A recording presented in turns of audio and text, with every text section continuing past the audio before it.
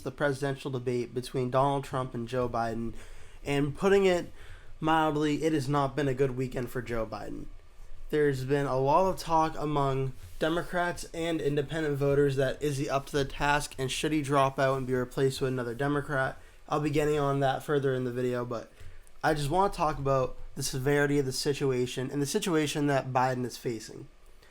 So Biden is reportedly meeting with his family on Sunday.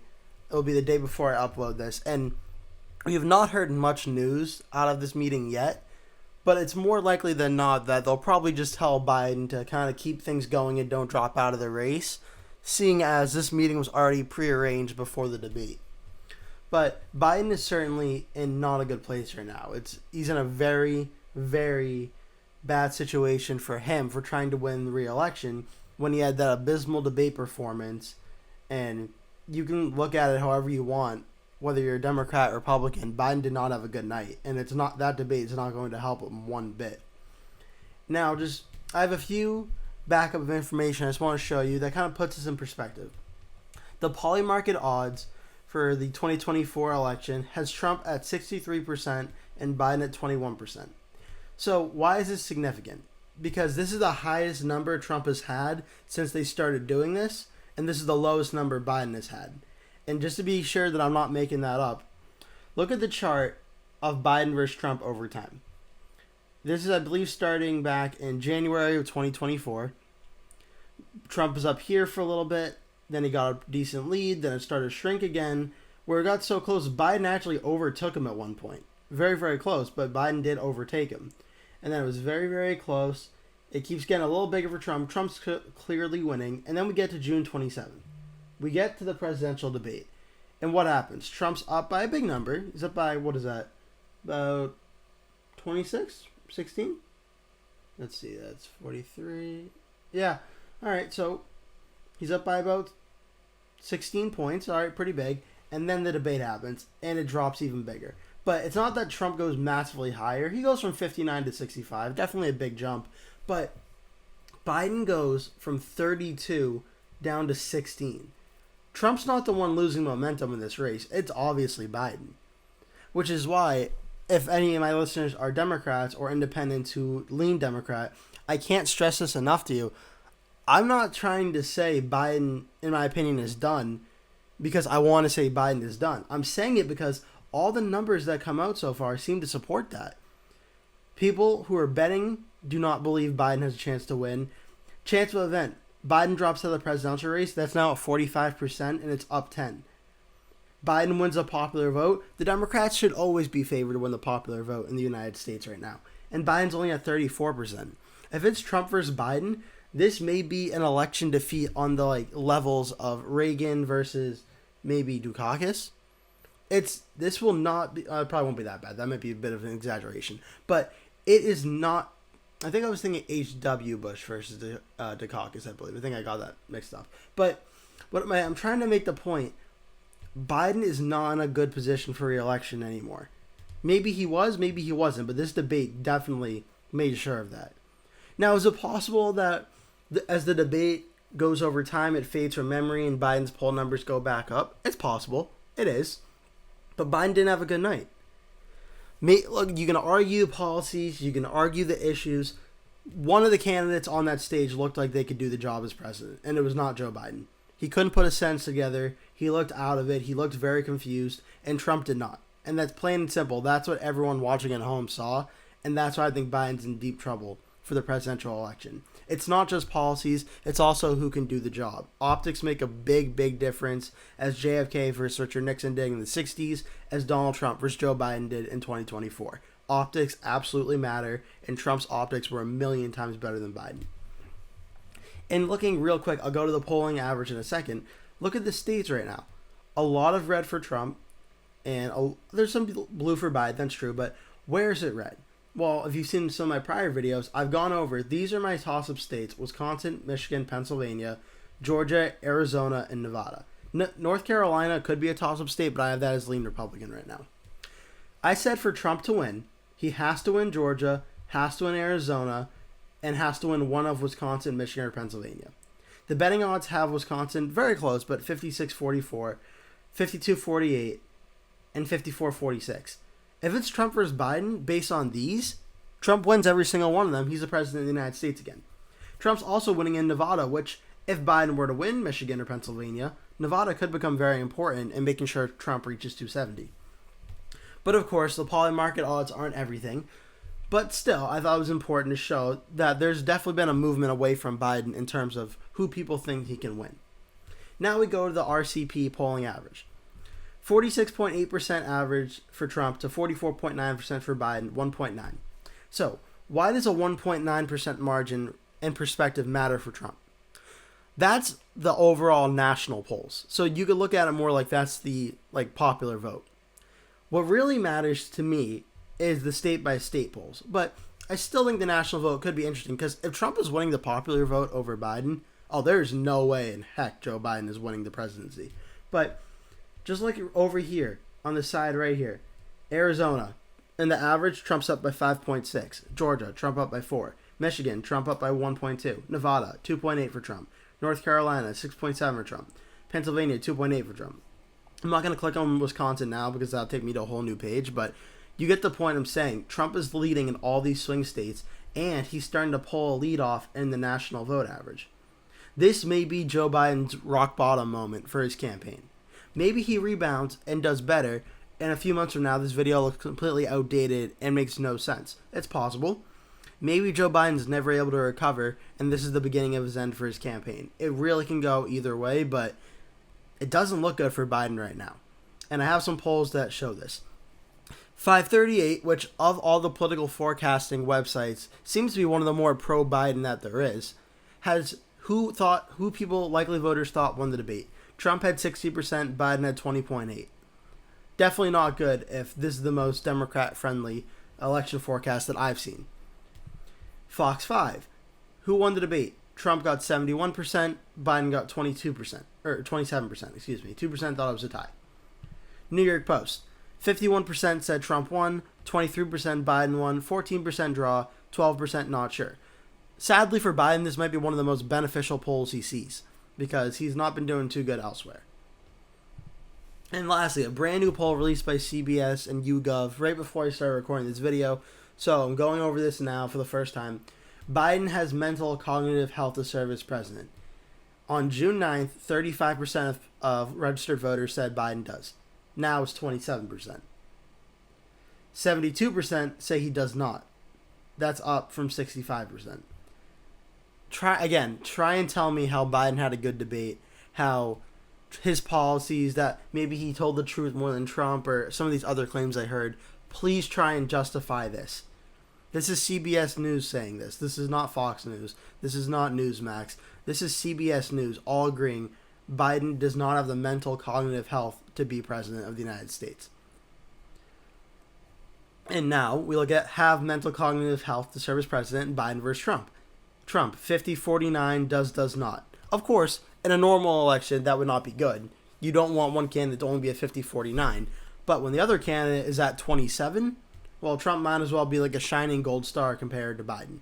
But this is certainly overall a bigger topic and bigger discussion that neither candidate is particularly well trusted in terms of mental and cognitive health. But all the polling data shows that Trump is way more popular and people are confident in Trump way more to do the job than Biden mentally and cognitively, which is certainly not good for Biden. Should Biden be running for president? 28% says he should, 72% says he shouldn't. This is of likely registered voters. This is Democrats, Republicans, and Independents. I want to point that out now because I'm going to be going to the next one, which is just Democratic voters. And again, that's down from 37-63 on February of 2024. Biden, that debate really hurt Biden. Democrats, I'm sure, will not want to admit that because that hurts their own chances of winning. But that debate really hurt Joe Biden bad. Now we go to Democrats. Should Joe Biden, be running for president of the United States? 64% said he should, 36% says he shouldn't. That was back in February. Now we look at now. 54% said he should, 46% said he shouldn't. A little bit more than a majority say Biden should still be running, but that's an almost even split in his own party of people saying he should run again. You're not going to win. You're not going to become president of the United States if your own party is split on you being the nominee. It's just not going to happen. In 2020, in 2016, there were concerns about Trump losing 15% or 20% of the Republican Party's support. Biden is at 54-46 here. Now, of course, I don't think it's going to be like only half Democrats come out and vote for Biden if he is the nominee. I'm sure that number will still be up in the 70s, 80s, maybe even 90s. But the fact that it's this split is certainly not a good sign for Joe Biden. And why shouldn't Biden be running for president? Again, this is of likely voters. His age is 86%. Decisions he might make in office is 71%. His record in president, 66%. 59% ability to campaign effectively. 86% for his age, for me, is the big takeaway.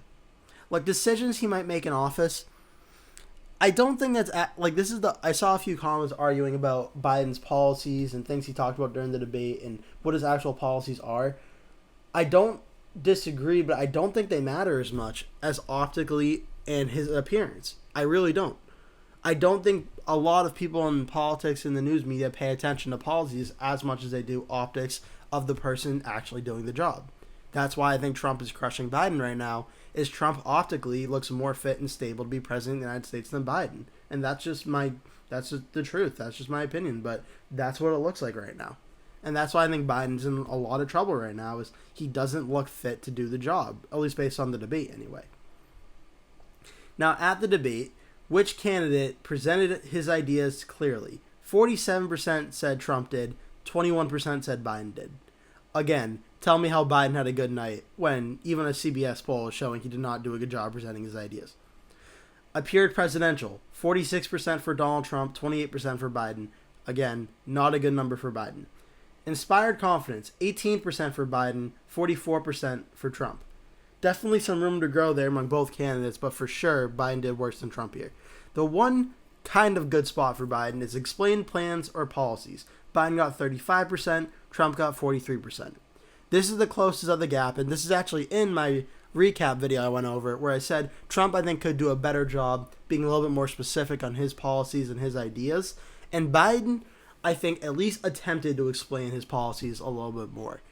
But when he did, he definitely messed up and faltered trying to do so. But this is, I think, one number Biden can look at in this poll and say, all right, at least there might be something there. But otherwise, Trump totally trounced him in this category. Did they tell the truth of the debate? 40% say Biden did, 32% say Trump did. Again, this is one thing Biden can look at and say, okay, well, at least there's something in this poll that maybe Biden is seen as the more honest president. But is he seen as the most fit president? And when those two go head to head, how does that shake out in the ballot box? That's going to be the main question going forward. Financially better off, meaning they think the candidate would make them be better financially. Only 19% are supporting Biden to 45% for Trump. If they're elected president, would they make you worse off? 50% think Biden would make them worse off. 35% think Trump would. And if Biden wins, about 31% say they think their finances will stay the same. 20% say Trump will stay the same. Democracy and the rule of law of registered voters. If Biden wins, 48% of people think democracy and the rule of law will be safe. If Trump wins, 47% thinks democracy and the rule of law will be safe. And if Biden wins, 52% of people think democracy and rule of law will not be safe. If Trump wins, 53% say not safe. This is a number that I think actually will scare the Biden campaign a little bit more, because democracy was supposed to be the big Democrat strength issue. That was the argument that that the Democrats have been making for the past, honestly, 4 years now. That Trump is unsafe for democracy and Republicans are unsafe for democracy. And the numbers show that it's a dead heat between Trump and Biden on this. This should be like a 20-point win for Biden if their messaging was actually working.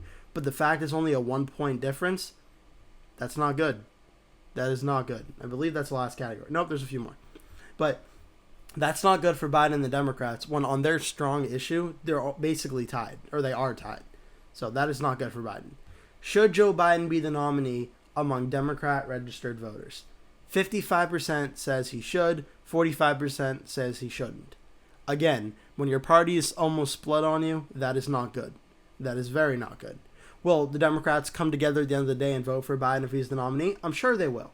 But still, if there's enough people dissatisfied where they say, I'd rather just stay home and not vote, then that can get into a big problem where Biden ends up losing by a few thousand votes here or there, and it's because of the people who stayed home. So that could definitely be a big problem for Biden. Does Biden have the mental cognitive health to serve as president? Now it's 59% to 41% among Democratic voters, down from 71% to 29% on June 9th. Again, it's all moving in the wrong direction for Biden, and that is certainly not good for him. Thinking a lot about the presidential race. Before the debate was 48%, now it's 59%. Now this could be the debate, of course, drives up attention, and a lot of people tuned in, so that could be a good thing or a bad thing depending who you ask. I personally think it's a bad thing for Biden because that means a lot of people, at least, 11% of people who weren't paying attention before are now paying attention. That's the difference between 59 and 48. And a lot of them saw how badly and poor Biden looked and performed. And that's not going to help them. Maybe they're not on board with Trump yet. Maybe they're still in the middle. Maybe they haven't decided. But this is not the best number for Biden. So overall, these polls just kind of sum up what I already went over in my last video. Biden is not in a strong position for re-election right now. He's not. He's not in a strong position for re-election. And as you look at my electoral map of how you get to 270, Nevada should be a toss-up. Biden's at 226, Trump's at 235. And given the state of the polls and everything after the debate, and just who's performing better, who has the momentum, I have to think Trump is favored to win. I don't think Biden is favored to win right now. I don't think Biden really was favored to win much of this year, but there are bits and pieces here and there, maybe in March and April, where Biden looked like he may be slightly pulling ahead of Trump. But right now, I think Trump's favored to win the election, and I don't think it's that close. I really don't. Like, if the election was held today, I think Trump is winning Georgia, he's winning Arizona, he's winning Nevada, and he's winning Wisconsin, and that gets him over 270. And I would even go so far as saying he's winning Michigan and winning Pennsylvania, because I don't think Biden is in a good position for re-election after that debate. He doesn't look like someone that can physically campaign and do the job, and I think Trump at very least looked better than Biden in the debate stage, which by proxy makes him look better. Now, of course, things can totally change over time, because on June 30th, are people going to be talking about the presidential debate on November 5th? Will people be talking about it as much as they are now? Probably not. So it's possible people forget about that. Maybe Biden can come in and flip Michigan then. Or maybe he can flip back Pennsylvania. But I kind of think that the damage may have been done. And I think this may be enough for Trump to hold on and defeat Biden. Just because of how poor Biden is doing right now. But again, things can change very, very quickly. And a few weeks from now, a few months from now, I could be completely wrong and things will have totally shifted. But at this very moment in time, on June 30th, the day I'm recording this, and I'll be coming out, I believe, July 1st, I don't think Joe Biden, during his debate, did himself any favors, and I think President Trump is in a much better position for getting elected president again than he would have before the debate. That is what I think. Please leave a comment below. Tell me what you think. If you think I'm right, if you think I'm wrong, please feel free to sound off in the comments. I'm interested to hear your opinions and what you have to think. Thank you so much for watching. Please remember to like this video and subscribe to my channel if you have not yet done so, if you want to watch more future videos like this. Thank you so much for watching, and hope to see you in a future video.